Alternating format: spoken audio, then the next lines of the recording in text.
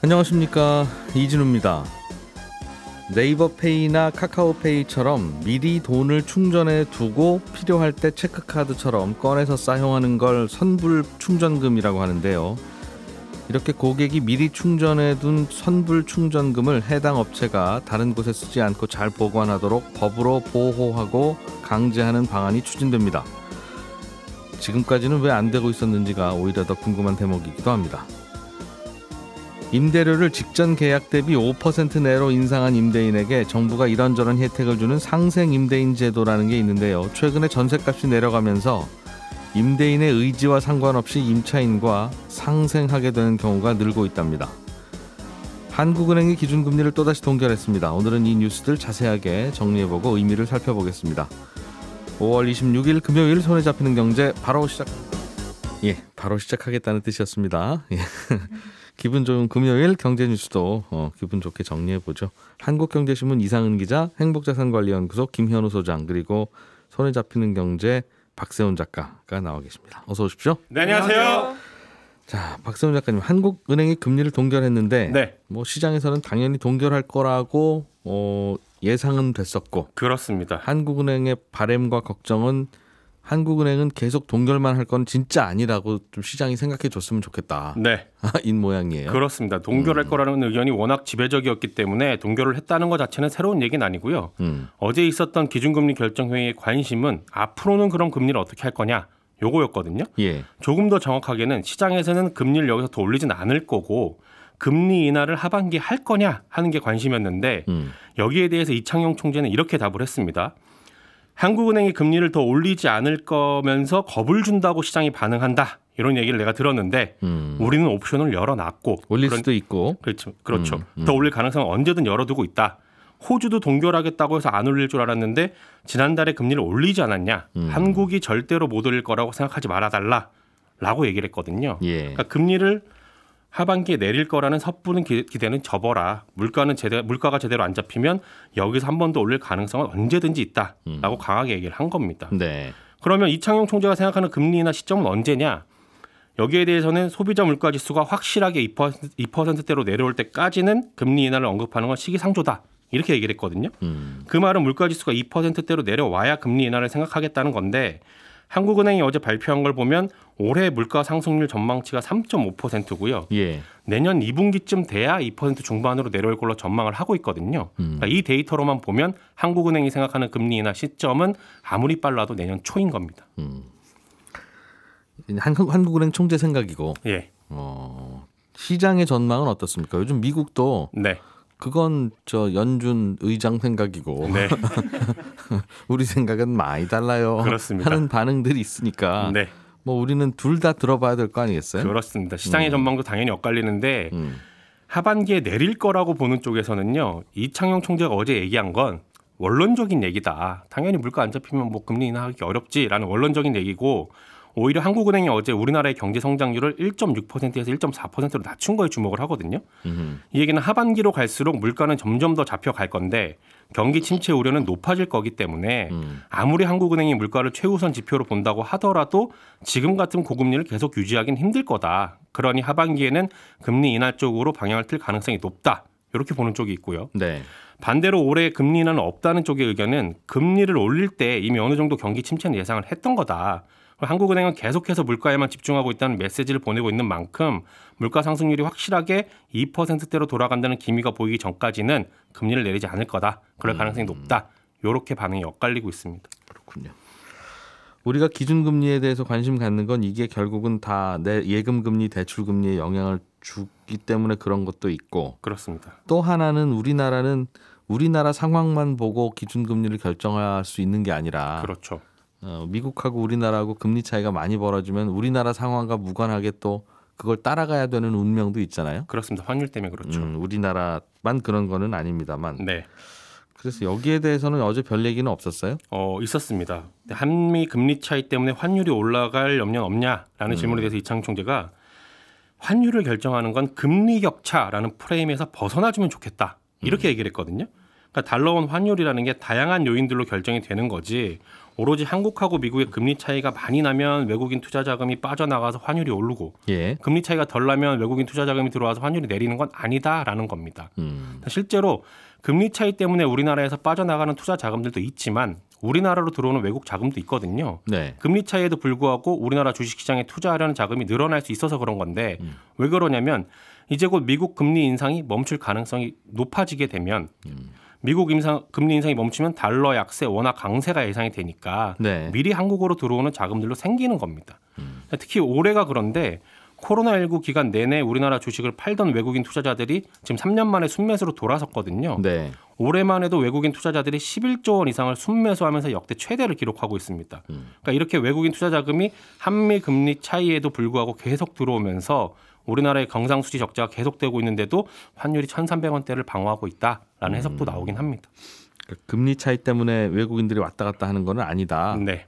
원론적인 거긴 한데 우리가 자꾸 이런 질문하는 이유는 1년 전인가요? 2년 전인가요? 하는 총재가 금리 올리기 시작할 때 네. 우리나라 경기는 엉망인데 금리를 자꾸 그렇게 올리시면 괜찮아요? 라는 네. 질문에 대해서 한국은행이 대한민국 정부나 행정부로부터는 독립할 수 있고 독립되어 있는 게 맞는데 미국 중앙은행으로부터는 우리 독립 못했다. 네. 앞으로도 못할 거다. 그렇습니다. 그 말은 미국이 올리니까 따라갑니다. 그 말이잖아요. 그렇죠. 그래서 우리는 따라다녀야 되나 보다라고 그때 그냥 머릿속에 외우고 밑줄 쫙 그어놓고 별표 쳐놨는데 네. 그래서 그 질문 드린 건데. 예. 근데 또 동결할 때는 그랬거든요. 꼭 그런 건 아니라고 꼭 그런 건 아니라고 얘기를 하셔가지고 참 배울 게 많구나. 네. 라는 생각은 듭니다. 뭐 복잡하다는 뜻이겠죠. 그만큼. 그렇습니다. 의사결정하기가. 알겠습니다. 그러니까 앞으로 1년 사이에는 금리가 어떻게 될지를 아무 전문가도 모른다. 네. 1년 후부터는 좀 안정되고 내려갈 것 같다는 생각은 많이 드는 건 양쪽 의견이 같은데 그렇죠. 앞으로 1년 동안에는 이제 내리기 시작할지 네. 심지어는 올릴지 네. 계속 이 정도 수준에서 머무를지 네. 그건 진짜 모르겠다. 그렇습니다. 그런 얘기죠. 나오는 데이터들을 봐야 된다는 겁니다. 그러게요. 자, 이상은 기자님이 준비해 오신 소식으로 넘어가 보죠. 선불 충전금이라고 하는 게 있습니다. 무슨 페이 무슨 뭐 머니 이런 식으로 일단은 내 돈을 그 업체에다가 꽂아놓고 필요할 때마다 꺼내다 쓰는 거. 이거를 선불 충전금이라고 한다는 거죠. 이거 좀 손본다는 건데. 네, 맞습니다. 예. 그런 것도 선불 충전금이고 그러니까 뭐 네이버페이에 내가 10만 원 넣어놓고 5만 원 쓰고 남아있고 그런 거가 선불 충전금이고 예. 또 한 가지는 쿠폰입니다. 우리가 스타벅스 쿠폰 많이 쓰잖아요. 뭐 커피빈 쿠폰, BBQ 치킨 쿠폰, 무슨 피자 쿠폰 그런 것도 사실 다 선불 충전금입니다.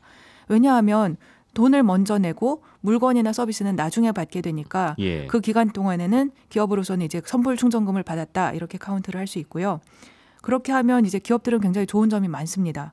뭐 A 회사의 커피 쿠폰을 받았는데 B 회사 가서 쓸 수는 없잖아요. 그리고 또 뭐 페이를 어디다 뭐 네이버페이에다 넣어놨는데 내가 카카오페이 가서 쓸 수는 없으니까 예. 소비자를 가둬놓는 효과가 있고 또 그 돈을 굴릴 수도 있고 사실 그거 하지 말라는 게 오늘 핵심인데 네. 소비자가 또 다 못 쓰기도 하고 얼마가 남거나 아니면 뭐 잊어버리거나 뭐 아니면 뭐 유통기한이 지나거나 예. 그런 낙전이 생길 수도 있고 그래서 굉장히 많이 늘어났습니다. 소비자 편하자고 한 건데 자꾸 다 이렇게 늘어나면 불편해진다는 거죠. 여기저기 다 충전해놓고 네. 잊어버리지 말아야 되니까. 네. 저는 많이 잊어버렸습니다. 지역 화폐라고 하는 것도 이제 그런 취지로 발행도 하는 거고 또 그런 장단점도 있는 건데. 맞습니다. 네. 지금까지는 이게 이러다가 이 업체가 망하면 그럼 저거 내가 다 돌려받을 수 있는 거냐. 네. 저 업체가 직원들 월급 못 준다는 얘기 들리는데 네. 내 충전금은 잘 보관하고 있을 가능성이 과연 얼마나 되느냐. 네. 그거 누가 관리 좀 하냐. 이런 이제 논란이 좀 있었던 것 같은데. 네. 지금까지는 법적으로 보호는 안 되는 돈이었어요? 엄밀하게 따지면 보호의 근거가 없었던 거죠. 보호가 네. 안 됐다고도 볼 수 있고요. 그래서 머지포인트 사태 같은 것이 2021년에 났었지요. 그래서 몇백억 원어치가 이제 날라갔고 소비자들이 다 뭐 나중에 돈을 쓸 수가 없게 돼버렸고. 예. 그래서 그 후로 금융감독 당국이 부랴부랴 나섰습니다. 그때도 그래서 선불 충전금으로 100억 원어치를 받았으면 예를 들면 50억 원어치는 어디에 잘 넣어놔라. 그렇게 가이드라인을 줬어요. 예. 그래서 사실은 큰 회사들은 그 후로는 예 알겠습니다 하고서는 잘 하고 있습니다. 하지만 그거는 가이드라인이니까 구속력이 없어서 이번에 그걸 아예 법으로 만들기로 한 거고요. 예. 또 이제 한 영세한 업체들은 아직 가이드라인을 지키는지도 우리가 장담하기 어려우니까 이번에 안 지키면 혼난다. 과태료 나중에 내야 될 수도 있다. 이런 법을 통과시키기로 한 것입니다. 지금까지는 공무원이 그냥 일일이 잔소리를 해서 관리하고 있었는데 네. 법이나 시행령으로 만들겠다는. 네. 그런데 그럼 구체적으로 어떻게 관리를 하겠다는 건지도 궁금하고 조금 전에 50%는 갖고 있으라고 한다면서요. 네.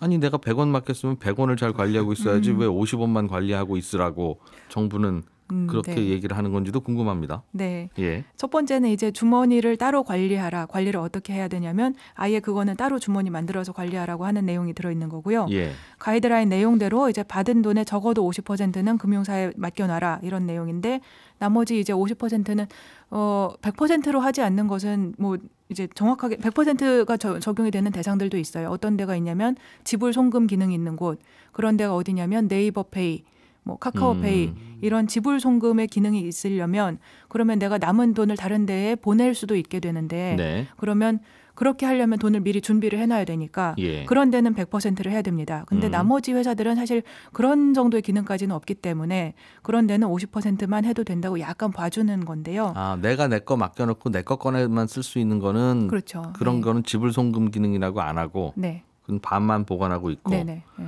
그 돈을 어디 다른 사람한테도 보낼 수 있는 포인트나 그런 기능이 있으면 그것은 100% 해야 됩니다. 네. 알겠습니다. 내가 내 돈 충전해 놓고 필요할 때 쓰는 것도 내 돈이 다 있었으면 좋겠는데 왜 반만 있어도 된다고 하는지 모르겠어요. 어쨌든 그러게 말입니다. 하여튼 그래서 돈이 만약에 뭐 비유동 자산에 묶여 있다든가 그러면 뭐 신탁이나 예금으로 원래는 빼놔야 되는데 그게 네. 조금 어려울 수도 있으니까 그럴 때는 지급보증 보험을 들라고 했습니다. 네. 나중에 어떤 사태가 생기면 소비자한테 돌려줄 수 있게 준비 좀 해놔라 그런 겁니다. 네. 그리고요. 그리고 남 주지 마라 이런 얘기도 있어요. 계열사가 어렵다고 하면 뭐 내가 50억 원어치 있는데 계열사 돈 모자라면 주고 싶을 수도 있잖아요. 빌려준다고 차용증 받았습니다라고 핑계대고 안 주지 된다, 안 말아라는 거죠. 안 됩니다. 안 예. 된다는 거고 또 회사 자금 사정이 안 좋을 때 이거 담보로 돈을 빌리고 싶을 수도 있잖아요. 그것도 하지 마라. 왜냐하면 그거는 나중에 그 회사에 문제가 생기면 못 받게 되니까. 네. 또 회사가 망하면 어떻게 되느냐. 망하면 이제 채권자가 회사를 정리할 때 이 돈은 주인이 있는 돈이니까 채권자가 나눠 가지기 전에 주인한테 먼저 돌려줘라. 그렇게 규정을 아예 만들어 놨습니다. 예. 그리고 아예 또 어떤 회사들은 뭐 경영 상태가 좋지 않을 수도 있잖아요. 재무적으로. 너네는 부채 비율이 너무 높고 그러면 아예 이런 사업을 하지를 말어. 그런 규정도 거기에 포함되어 있습니다. 머지 포인트 같은 회사들. 네, 그런 데는 그건 하지 마 그냥 그런 겁니다. 이제 뭐 하려고 하는 건지 이해는 이런 되는데 네, 맞습니다. 이런 건 아직은 큰형들이나 하는 거야. 그 맞습니다. 네. 그런 규정을 두겠다는 거죠. 네. 그러게요. 근데 그러면 이런 사업 그럼 뭐 돈 없는 사람은 하지 말라는 뜻입니까? 그런 문제도 사실은 조금 있습니다. 그걸 예를 들면 네. 예를 들어 우리 그런 거 있죠. 미용실 가서 네. 무슨 포인트 쌓아놓으라는 거 있잖아요. 네. 뭐 네. 1년에 뭐 20만 원 충전해 놓으면 30만 원어치 깎아드릴게요 하는 그런 거. 네. 다 여기다 걸면 걸리는 거잖아요. 그러면 맞습니다. 너희들은 하지 네. 마라고 하는 업체들에 속할 텐데. 그러면 이제 부채 비율을 그런데 따지면 사실 영세업자들이 너무 그건 좀 아닌 것 같아 이렇게 생각할 수 있잖아요. 사실 예. 그 포인트가 맞고요. 그래서 이제 한도를 얼마 이상 금액이 얼마 일정 이상 이 사업을 하는 경우에 한해서만 이런 규제를 적용받게 됩니다. 아직 얼마라고는 정하지 않았고 시행령에서 할 텐데 예를 들면 뭐 30억 원어치 총액이 뭐 그런 것이 문제가 되는 거지. 그런 동네 미용실에서 하고 뭐 커피숍에서 주시고 그런 거는 되지 않습니다. 그런 건 괜찮다. 네, 그런 것은 해당 사항이 아닙니다. 야, 근데 이게 그런 정도로 하는지 더 하는지를 덜 하는지를 알려면 네. 관리를 해야 되는데 네. 그런 거 많이 할 사람은 손 들고 와서 신고하세요라고 하면 네. 그러면 그냥 조용히 뒤에서 하다 사고 나고 그럴 거 아니겠어요. 아무튼 관리하기가 네. 어렵다는 건 이해는 되는데 네. 일괄적으로 적용할 수 있는 기준이 뚜렷하지는 않나 보네요. 네. 그래도 우리가 생각하고 있는 큰 업체들은 이미 사실 가이드라인을 잘 지키고 있다고 해요. 네. 그래서 뭐 여기에 해당되지 않는 아주 영세한 업체들은 솔직히 뭐 전체 규모를 보면 아주 미미한 수준이라서 신경을 조금 덜 써도 된다 이런 알겠습니다. 것이 이제 금융의 생각입니다. 저희도 방송 끝나고 나면 여기 밑에 내려가서 커피 마시는 그 네. 별다방 커피. 별다방. 예. 거기 보면 뭐 다 이런저런 뭐 사이렌도 있고 뭐 이런 충전해서 쓰시는 것도 있고 아주 다양하더군요. 네, 맞습니다. 예. 사실은 거기도 충전해서 쓰는 거죠. 예, 그게 스타벅스의 커피 쿠폰이 저도 이번에 깜짝 놀랐는데 선불 충전금 전체 시장에서 한 20%를 차지하고 있습니다. 전체 시장이 1.7조 원인데 예. 스타벅스 쿠폰 규모가 3,000억 원어치의 선불 충전금이 거기에 쌓여 있다고 합니다. 그러니까 온 나라에서 무슨 고객 사은 이벤트만 하면 아, 그럼요. 다 스타벅스 쿠폰으로 나눠주는 거라서 맞습니다. 아니 왜 이 회사 마케팅하는데 돈은 스타벅스가 벌지? 그런 생각이 자꾸 들 만큼 맞습니다. 이걸로 거의 통일되고 있는데 네. 여기도 그 규제를 받는 거예요, 그럼? 아, 그것이 굉장히 큰 예외가 여기 이번 전자금융거래법에 있는데 스타벅스가 바로 그 예외입니다. 이번 규정에 적용을 받지 않습니다. 그게 무슨 말이에요? 그게 조금 희한한 것인데 스타벅스가 전부 직영점 체제라서 전자금융거래법의 대상이 되지 않는 측면이 있어요. 왜냐하면 이것은 전자금융으로 거래를 하는 건데 예. 거래를 한다는 건 어떤 거냐면 발행하는 주체하고 사용하는 주체가 달라야 됩니다. 근데 스타벅스 카드 같은 거는 쿠폰 같은 거는 누가 발행을 하냐면 스타벅스 코리아가 발행하고 네. 받는 것도 스타벅스 코리아가 받습니다. 예. 그건 자기가 발행하고 자기 자리에서 쓰는 거잖아요. 그런 것은 전자금융거래법의 대상이 되지 않습니다. 제3자하고 거래를 해야 돼요. 아, 그러니까 예를 들면 네이버페이나 그런 포인트 같은 건 남의 걸 네이버에서 사죠, 사서 보통. 예. 다른 물건 살 수도 있는 그런 네. 건데 그런 네. 거라서 네. 예. 예를 도서 상품권은 저 업체에서 사서 그렇죠. 책방에다 쓰죠. 그렇죠. 뭐 영화관에서 쓰든가. 네. 아, 그런 건데. 서로 다른 자들 간의 거래가 이루어져야 이 법의 대상이 되는데 이거는 스타벅스는 전부 다 직영점이라서 그렇게 되지를 않는다. 그냥 자기가 주고 자기가 쓰는 것이다. 자기 자리에서 쓰는 것이다. 그건 괜찮다. 네.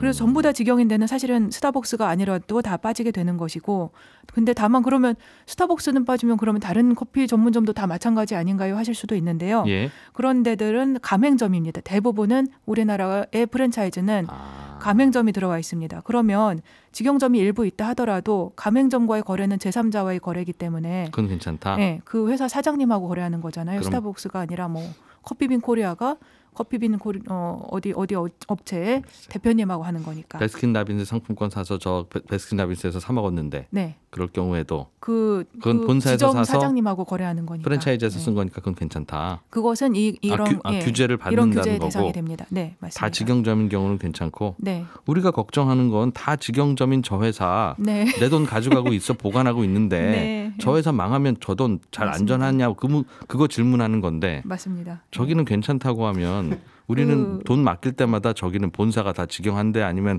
프랜차이즈를 체크하라는 얘기잖아요. 재무적의 안전성을 우리가 조금 걱정을 약간 그런 그렇게- 측면이 있습니다. 그렇게 네. 우리의 뜻을 모르나요? 그래서 이렇게 큰 회사들은 사실은 이제 정부가 조금 스타벅스 코리아는 사실 정부가 좀 신경 써서 관리하는 측면이 있고 본인들도 알겠습니다. 자기들 보증보험 들었다 그렇게 설명을 하고 있습니다. 슬슬 관리는 시작되는 것 같아서 안심이고 네. 다 관리는 안 되는 것 같아서 아직은 좀 불안하고 알겠습니다. 김현우 소장님 네. 상생 임대인 제도라고 하는 게 있어서 네. 전세값 월세값 좀 올리지 마세요. 혜택 좀 드리겠습니다라고 하는 건데 그렇습니다. 요즘은 전국의 집주인들이 다 상생 임대인이 되고 있다. 네. 본의 아니게. 맞습니다.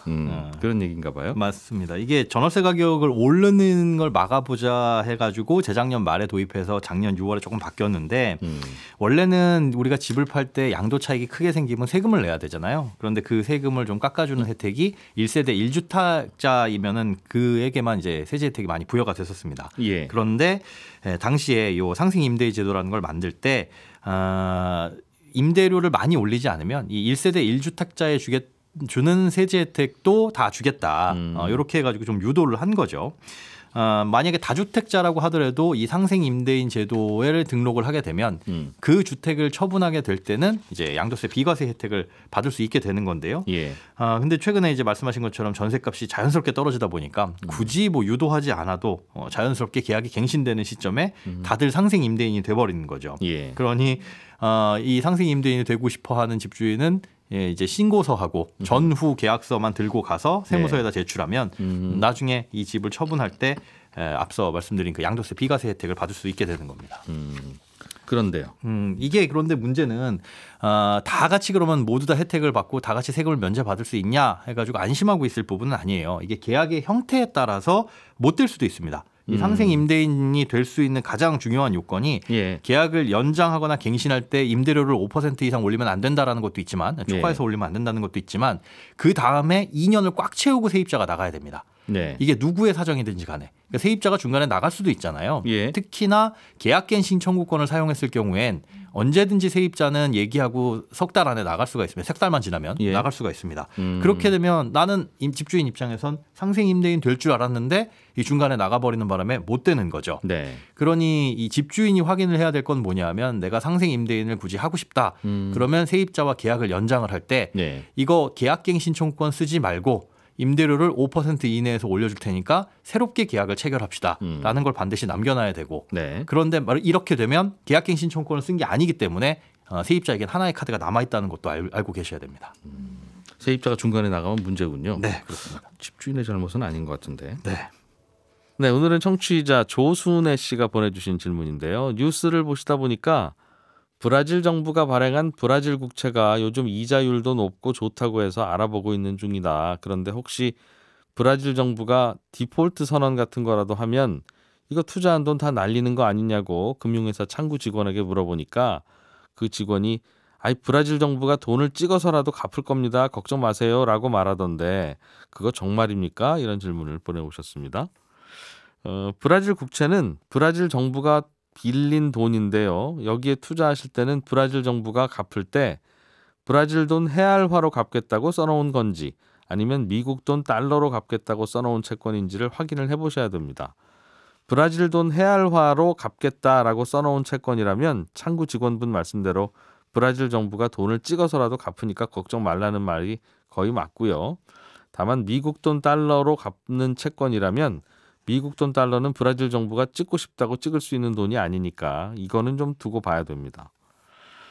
요즘 브라질 국채에 투자하려고 하면 이자가 연 12% 정도 됩니다. 그러니까 이자도 꽤 높고 브라질 돈 헤알화로 갚는 채권이라면 돈 떼일 염려도 없으니까 이거 좋다고 생각하실 수 있는데 문제는 브라질 돈 헤알화의 가치가 하락하면 투자자들은 손해를 볼 수 있거든요. 마치 배추 농사 짓는 친구가 나한테 돈을 빌려가면서 지금 내가 배추 100포기 값을 너한테 빌려가는 거니까 가을에 배추 100포기로 갚을게. 그러면 이거 올해 가을에 배추 100포기가 도대체 이게 얼마짜리가 될까라고 궁금하고 불안한 것과 마찬가지입니다.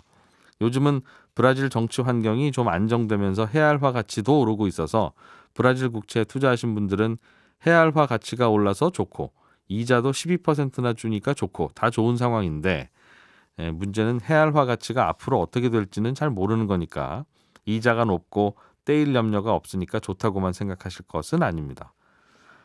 생각해보면 이자도 높고 떼일 염려도 없고 다 안전하면 왜 모든 사람들이 다 브라질 국채에 투자하지 다른 곳에 투자하겠어요.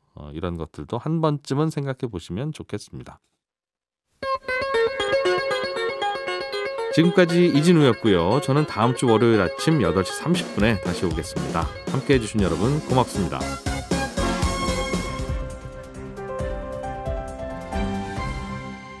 경제를 생각하는 사람들의 즐거운 습관. 이진우의 손에 잡히는 경제.